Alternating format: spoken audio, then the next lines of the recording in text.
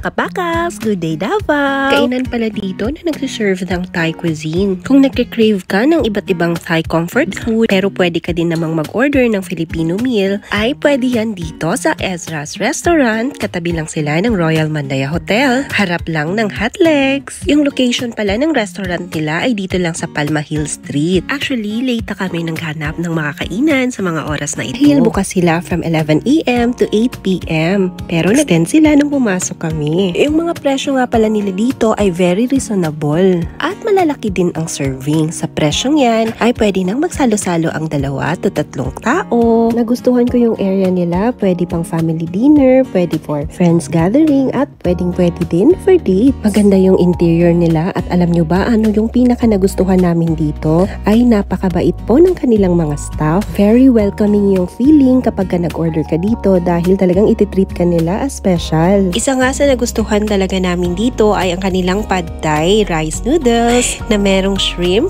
bean sprouts, radish, and peanuts na nagko-complement talaga ang lasa lalo na pag pinatakan mo ng lime.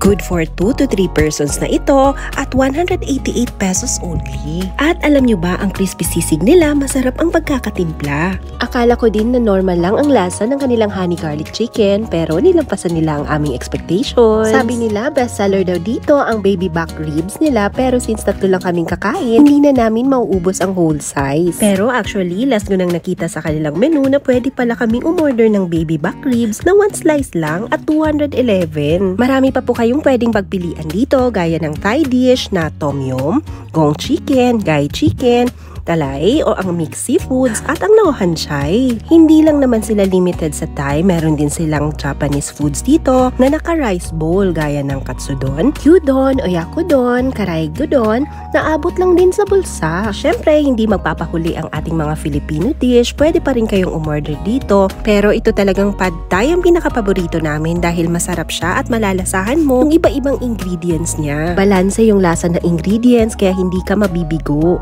At yung sauce naman niya ay malinamnam talaga. Nakadepende pa rin yan sa kakain. Kung sa tingin nyo ay hindi siya swak sa panlasa nyo, pero sa amin, pasadong-pasado. Ang green lemonade naman nila, ang pitcher ay nasa 150 pesos lang. Pero, Diyos ko, tigda 2 baso kami.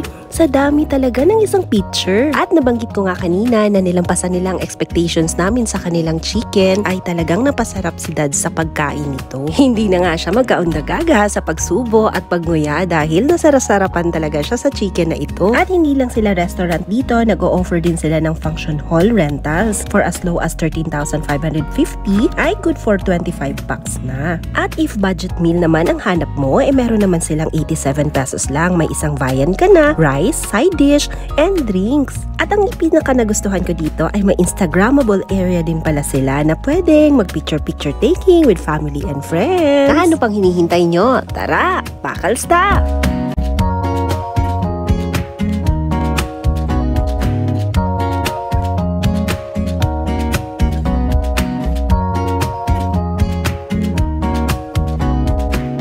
But wait, syempre hindi matatapos ang video na ito kung wala ang aming jingle. Kaya jingle, pasok! Agi nga suporta mga unta sa wapa nato na ilawan na kanan labi na tabang pugkini sa atong ekonomiya. Suporta hayrata para ni sa ato. Higugmaon tang dakbayan, suportahan ng negosyong lokal.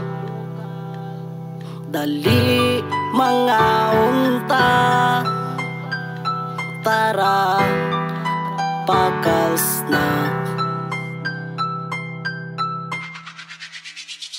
Dalibay sabay na ta, kauban mga tropa, promise malingaw ka, dali kay